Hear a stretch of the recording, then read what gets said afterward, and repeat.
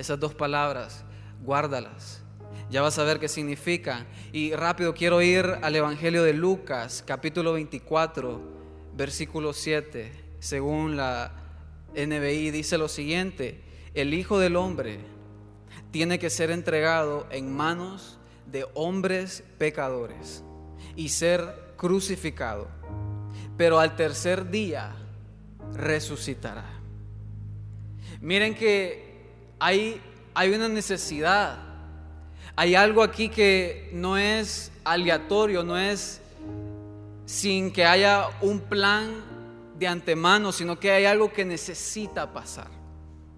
No lo está diciendo Pedro, no lo está diciendo un apóstol, no lo está diciendo un discípulo, no lo está diciendo uno de los líderes religiosos, lo está diciendo Jesús.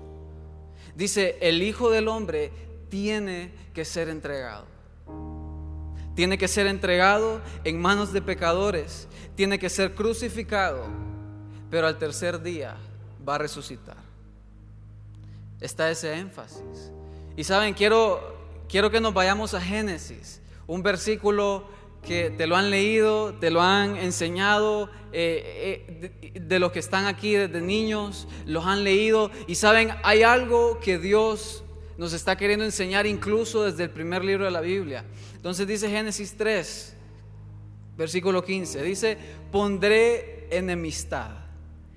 Está, ¿verdad?, la icónica escena en cuando Adán y Eva acaban de pecar, acaban de fallar, se estaban escondiendo de Dios, habían hecho unas ropas para cubrirse, y viene Dios y los encuentra, y comienza Dios a profetizar, comienza a lanzar una palabra para el hombre, para Adán, para Eva, para la mujer y también para la serpiente. Y miren bien lo que dice: pondré enemistad entre tú y la mujer, entre tu simiente y la de ella. Su simiente te aplastará la cabeza, pero tú le morderás el talón.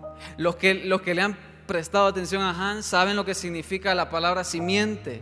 Es la descendencia, en este caso de la mujer y también de la serpiente. Ya vamos a ver un poco más eso, pero quiero que miren este cuadro. Si le van a tomar foto a algo, tómenle foto a esto, porque para entender por qué era necesario que el Hijo del Hombre fuera entregado, tienes que entender esto antes. ¿Ok?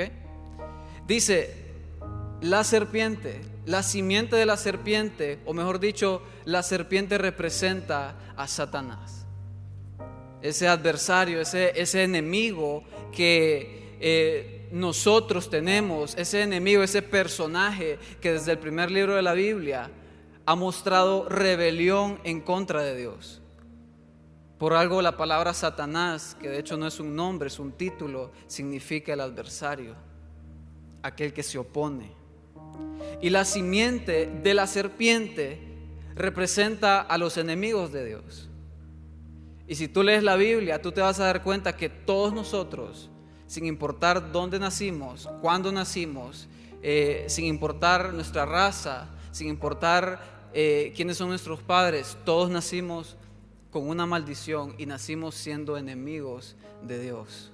Nacemos infectados, pero ya vamos a ver más adelante eso. Y la simiente de la mujer, y aquí quiero que lo escribas, escríbelo, porque cuando lo veas en la Biblia, lo vas a ver en cada libro de la Escritura. La simiente, o sea, la descendencia de la mujer es el Mesías. En hebreo es Mashiach, en griego es Christos o Cristo, como nosotros lo llamamos más a menudo. Y sabes, esa palabra Mesías significa aquel que es el ungido, o mejor dicho, aquel que ha sido escogido, y específicamente, escucha bien esto, ha sido ungido y escogido para ser el Salvador. Entonces Dios está, si tú te fijas, Dios está armando un plan, Dios está poniendo en obra, Dios está poniendo en juego una estrategia en la cual el enemigo había logrado introducir el pecado al mundo, La serpiente había logrado introducir el pecado al mundo, pero Dios está profetizando y le está diciendo: va a venir alguien, se va a levantar alguien, va a surgir un ungido, un escogido, no para fundar una religión, no para fundar un sistema de pensamiento, sino va a ser ungido y va a ser escogido para ser el Salvador del mundo. Y si tú te fijas, tal vez si podés volver al versículo de Génesis, dice que la simiente de la mujer, el Mesías, va a aplastar la cabeza de la serpiente. Si tú te fijas aquí, si tú le aplastas la cabeza a cualquier animal, es una herida mortal. Pero también dice que la serpiente, la simiente de la serpiente, le va a herir el talón, le va a morder el talón. Es una herida, pero sin embargo es algo que se puede sobrellevar. Y ya vas a ver por qué. Entonces, tenemos que entender esa figura, ese Salvador, ese ungido, ese escogido. Y saben, es importante. Hace como 2 meses, un par de semanas, estuvimos viendo una serie acerca de cómo el sistema del mundo funciona. Si tú te fijas en la Biblia desde el libro de Génesis hasta el libro del Apocalipsis, tú vas a ver a 2 personajes. Por un lado vas a ver a Satanás queriendo abortar el plan de Dios. Tú vas a ver a Satanás siempre oponiéndose al pueblo de Dios, a los profetas de Dios, a los apóstoles de Dios. Y también por el otro lado vas a ver a Dios mismo, no un ángel, no un mensajero, sino a Dios mismo, enfocado en que el plan se cumpla, en que el Mesías, el Salvador, se levante. La pregunta entonces surge, ¿por qué era necesario? Escucha bien esto, ¿por qué era necesario que Jesús muriera? ¿Por qué, verdad? A mí me hacían una pregunta en la universidad: ¿por qué Dios, por qué no lo hizo de otra forma? ¿Por qué no solo, verdad, hizo, no sé, un sistema moral y nos salva a todos y ya? ¿Por qué tuvo que poner a su hijo en la cruz? ¿Por qué era necesario? Jesús dijo: el Hijo del Hombre tiene que ser entregado, tiene que pasar. No hay vuelta atrás, tiene que suceder. Entonces vamos a ver 3 cosas. Quiero que me acompañes a ver 3 cosas que responden a esta pregunta. En primer lugar dice: una condición incurable para el hombre. Romanos capítulo 5, verso 12 dice: por medio de un solo hombre el pecado entró en el mundo, y por medio del pecado entró la muerte. Fue así como la muerte pasó a toda la humanidad, porque todos pecaron. El pecado trajo consigo a la muerte. Todos bajo esta maldición, todos estamos bajo esta maldición, que llegamos al punto hasta de autodestruirnos física, mental y espiritualmente. Decía alguien, una frase anónima, dice: la triste realidad del ser humano en busca de formas de alargar su vida, de vivir plenamente, campañas y movimientos humanistas que promueven la mentira, que podemos vivir sin Dios y con nuestras propias reglas. Simplemente, escucha bien, somos unos pobres desventurados que defendemos aquello que nos destruye por dentro y rechazamos al dador de la vida. Pregúntale a un fumador por qué no deja de fumar si sabe que le está haciendo daño. Pregúntale a un pornógrafo por qué no deja de ver pornografía si está destruyendo su mente, su familia. Pregúntale a un alcohólico por qué no deja de beber, porque no podemos. El pecado es aquello que nos aparta de Dios. El pecado es aquello que fue fruto de la caída del ser humano en el Edén. El pecado es aquello que se rebela en contra de Dios. Y todos, dice Romanos, todos estamos bajo esa maldición. Ahora tú puedes bueno, de hecho tú ves la televisión, los libros de los estudiosos del mundo, psicólogos, científicos, activistas, donde te promueven una aparente solución, un aparente tratamiento. Joven, el hombre, el humano tiene un problema y se llama pecado. El hombre no necesita terapia. El hombre no necesita que le den un seguimiento de pastillas. El hombre tiene una condición incurable, algo que no se puede sanar, algo que ninguna pastilla, que ningún tratamiento puede remediar. Hay una condición incurable, todos, sin quitar alguno. En segundo lugar, a esta condición surge entonces una solución única de Dios.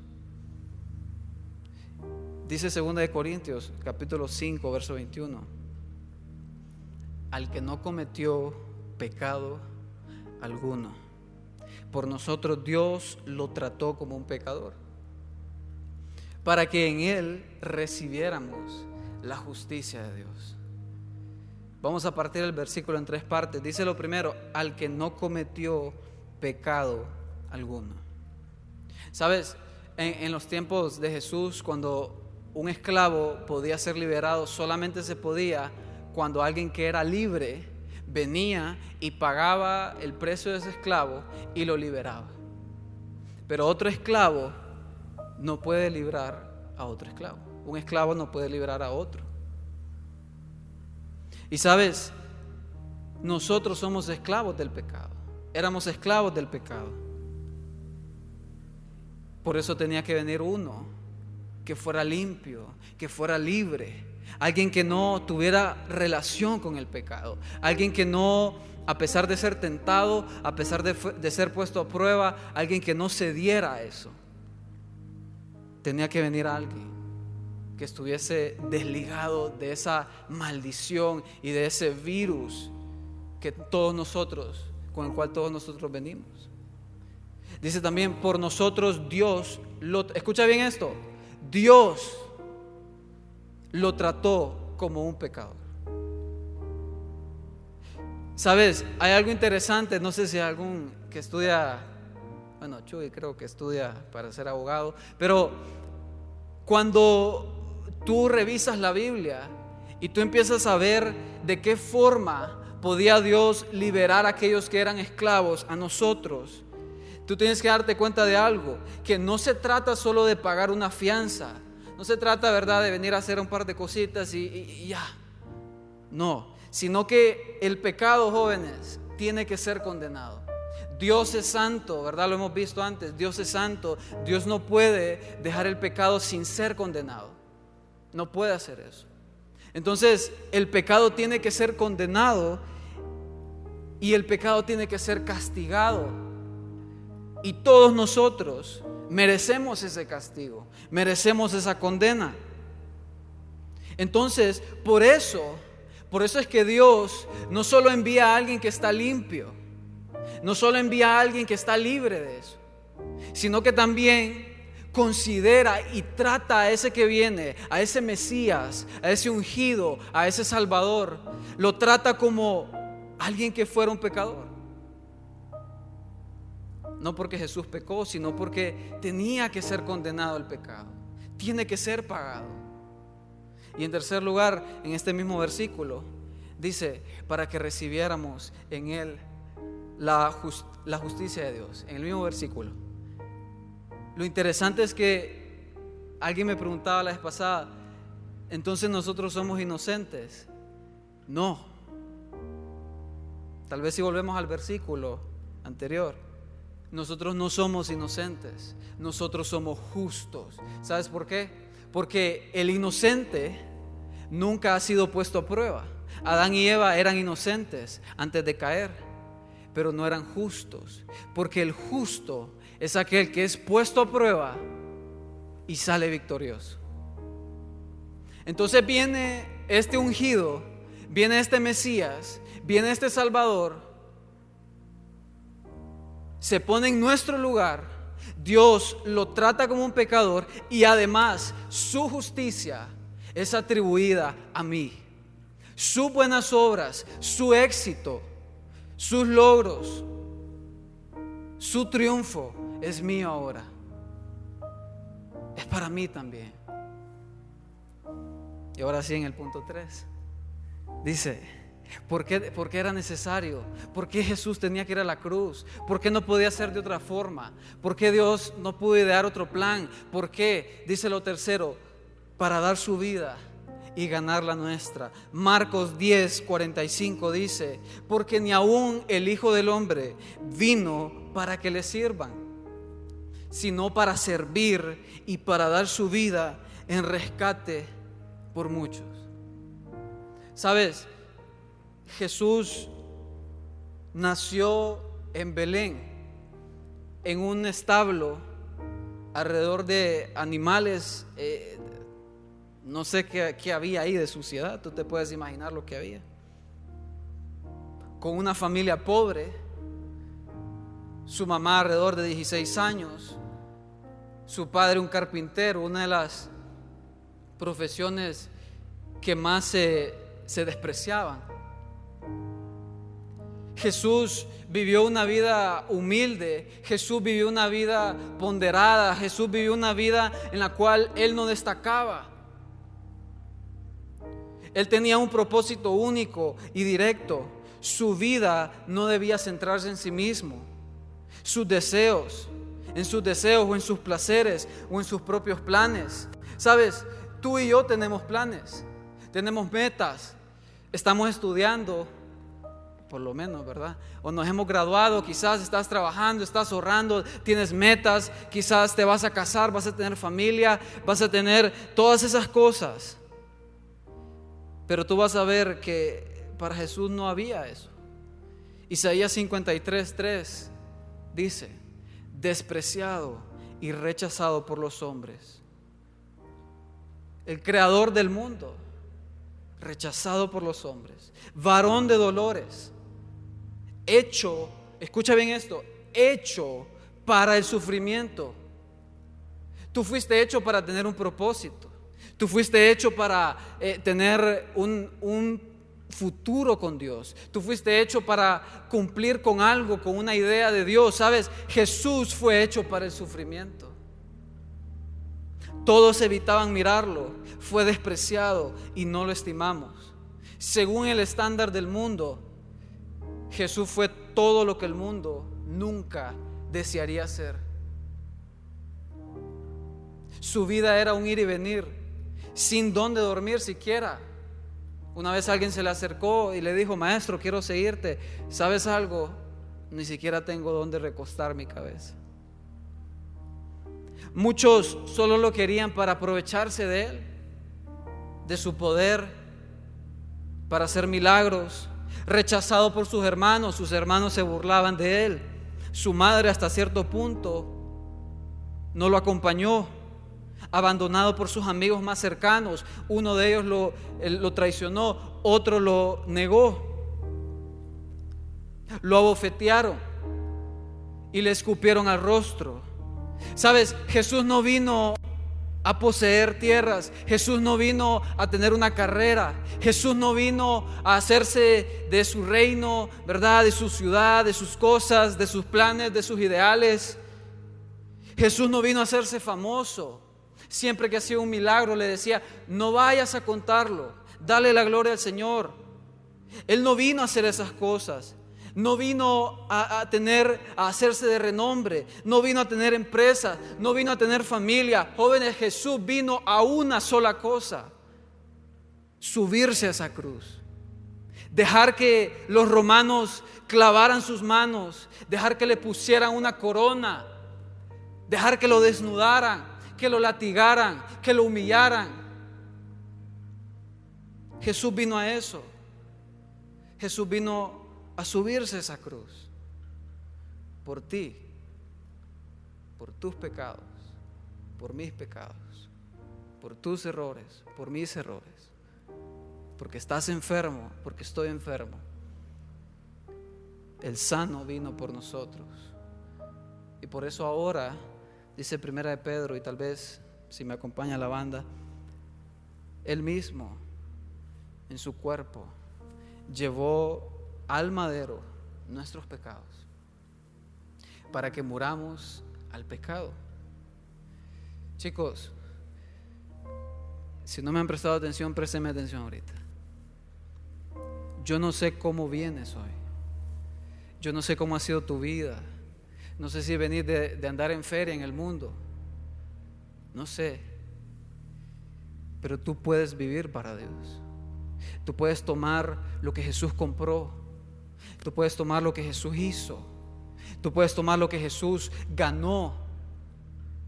Tú puedes tomarlo sin importar de dónde vienes, sin importar cuáles son las debilidades que tengas. Dice, para que muramos al pecado y vivamos para la justicia. Deja de vivir para este mundo. Hazte un favor a ti mismo. Deja de vivir para este mundo. Dios nos hace una invitación en Juan capítulo 3. Dice, de tal manera amó Dios al mundo, a ti, a mí, que mandó a su único hijo. Dios no vino a condenar al mundo. Dios vino al mundo para que tú y yo fuéramos salvos a través de Él. Y tú hoy puedes tomar eso. Y como dice la carta de Pedro, dice, puedes morir al pecado. Tú puedes morir y vivir en justicia, porque por sus heridas tú fuiste sanado. Era necesario, chicos. Jesús tenía que morir. Tenía que vivir 33 años y medio sin contacto con el pecado. Tenía que vivir sin afanes del mundo, sin otros deseos, otras metas. Tenía que ser así. Tenía que subirse una cruz. Tenían que latigarlo. Tenía que ser así. Era necesario porque ahí la ira de Dios, la ira del Padre estaba siendo puesta en Él para que no fuese puesta en nosotros. Era necesario. Y sabes, hay un versículo que me lo recordó alguien. Si tú te vas a Isaías 53:10, no está en pantallas, váyanse ahí. Es una descripción de todo lo que el Mesías iba a enfrentar. Y al final dice en el versículo 10, pero Jehová quiso quebrantarlo. ¿Sabes por qué? Porque Él te estaba viendo a ti. Él estaba viendo la multitud de personas en ropas blancas que iban a ser limpiadas, que iban a ser lavadas. Estaba viendo tu nombre, estaba viendo tu rostro siendo limpiado por la sangre de Cristo, siendo limpiado por la obra de Cristo. Nos estaba viendo nosotros siendo perdonados, siendo restaurados. Por eso es que a Jehová le plació quebrantar a su Hijo en la cruz. Señor, gracias. Dios, era necesario. Cristo, era necesario que fueras humillado. Era necesario que fueras golpeado, abofeteado. Era necesario, Jesús. Era necesario que te clavaran una cruz. Era necesario, porque ahí estabas comprando mi vida y la de ellos. Gracias, Dios. Señor, oro por cualquiera que está apartado de ti, Señor. Que el Espíritu Santo en estos días comience a convencer tu corazón. Y oro por aquellos que quizás tu pasión se ha apagado. Oro que el Hijo de Dios se revele a tu vida y esa pasión por aquel que dio su vida por ti se levante y se renueve. Esa pasión por aquel que lo dio todo por nosotros se levante. Gracias, Dios, porque el Hijo del Hombre tenía que ser entregado.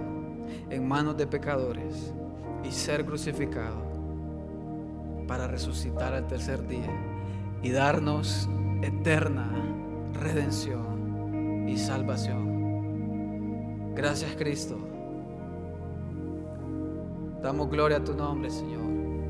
Damos gloria a tu nombre. En el nombre poderoso de Jesucristo decimos amén.